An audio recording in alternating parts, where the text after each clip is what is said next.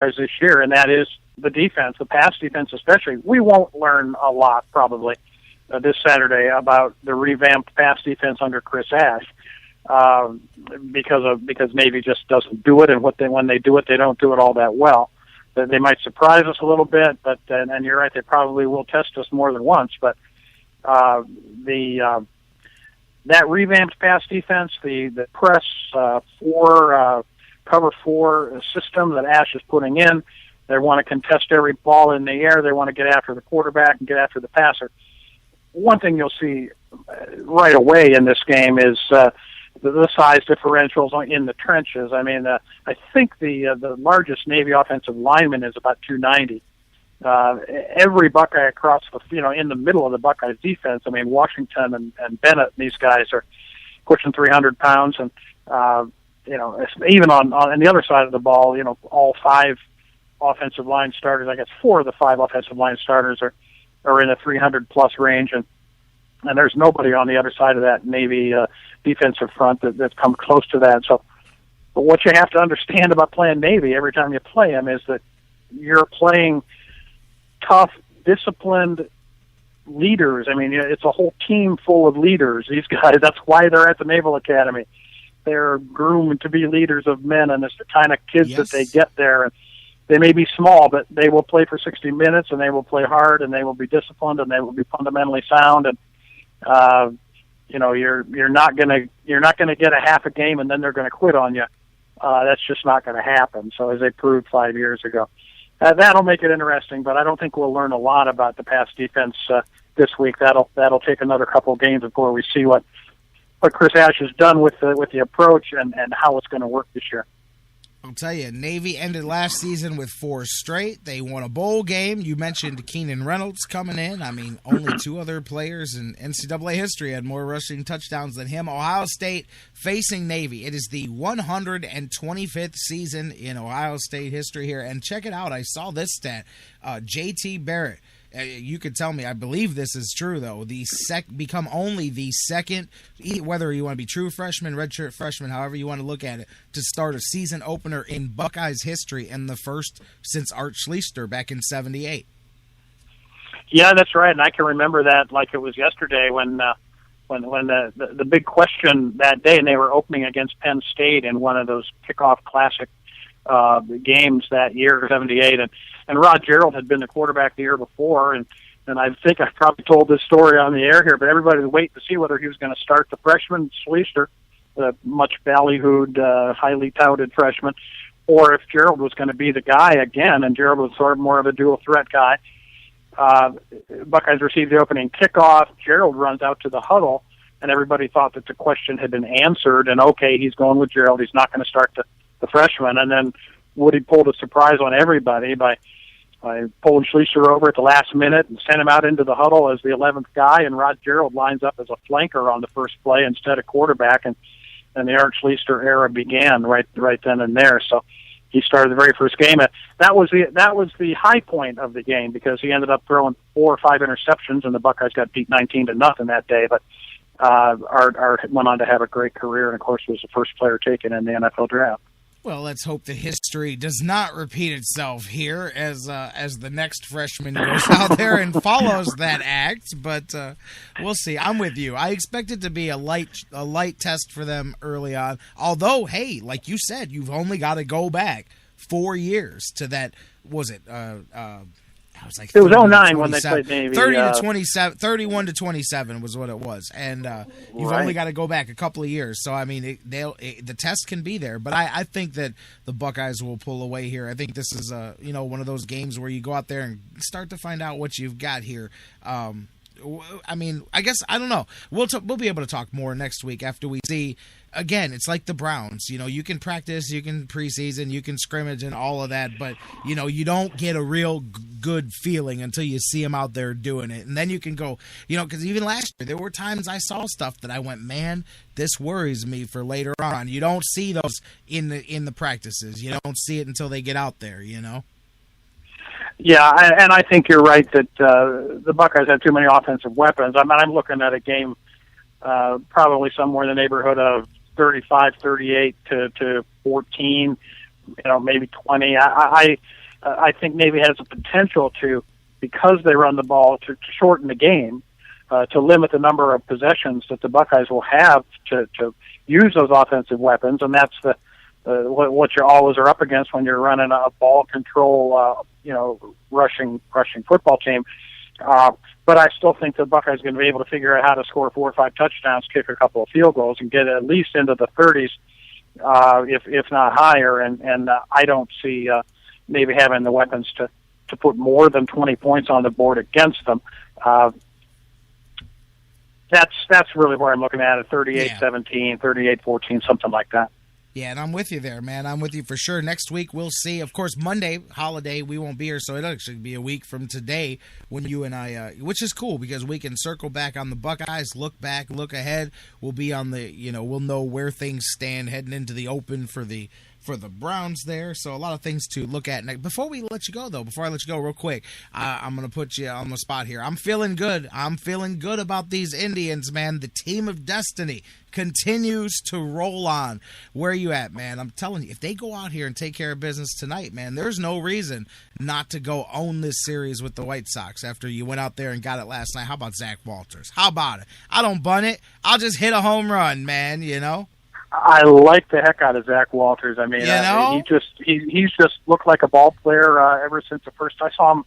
I was up there at the game, I don't know, a week and a half ago or something. One of the first games that Walters played, and he didn't hit one out that night, but he hit a long, loud foul down the right field line. And I thought, wow, the guy's got some pop in the bat.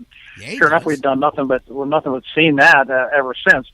So yeah, I like him. You've got to like your chances with Kluber going tonight. And after he really got out pitched by Phil Hughes the other night, and didn't have his best stuff. But I look for him to bounce back, and I look for him to get this one tonight. And you're right. Once you're 5 games over, you're halfway to 10 games over, Let's go. And it's going to be a tough slog. But like you said, you've got a couple series with Detroit, you've got a couple series with Kansas City, and you're going to have your opportunities. And you'll have no one to blame but yourself if you can't pull even. But right now, all I'm saying is I'm glad to be playing meaningful games as we head into September. It's going to be a tough road because you've got to climb over so many different teams. But hey, no one believed it could happen last year, so I'm with you. Obviously hopeful, and we're both realistic about what the chances are, and then they're going to have to play 667 baseball over the last 30 games. They're going to have to win 20 out of 30 if they're going to be in it. But I'm not going to sit here right now after last year and say they can't do it. Listen, man, percentages go out the window when you are a team of destiny. And that is, you don't ask for that. It gets bestowed upon you by the heavens and the skies. And that the Indians are a team of destiny. It doesn't matter. That's just the way this thing is going to play itself out. That's my story, man. I'm sticking to it, man. Well, you have been calling it ever since April, and I liked the Indians' chances to win the division back then, and it looks like an uphill climb right now. But like I said, I'm not gonna sit here and say it can't be done because we saw what can happen late in the year last year, and it'd be different. We didn't play nearly this many games. I think the last 2-3 weeks of the season last year we had no games against the Tigers, and so even though we were trying to catch up to them and ultimately came within one game, we didn't really have an opportunity to do it head-to-head, where this year we will have that chance. Absolutely, and I'm just going to say this for those of you out there. We've talked a little bit today about Mr. Walters.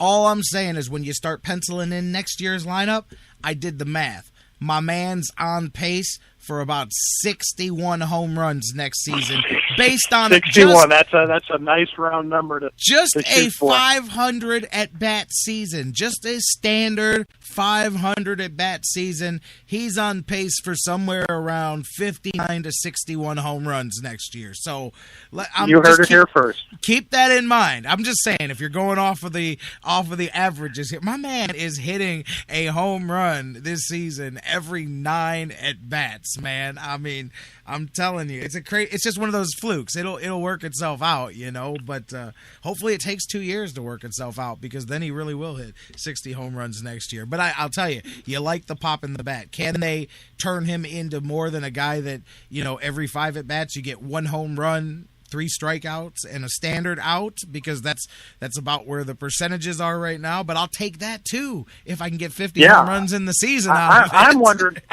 if he can play third base, because he plays everything else. I know that he's played it a little bit. He says he prefers short or second, but we know he's played a little bit of third. He played a little bit of left field.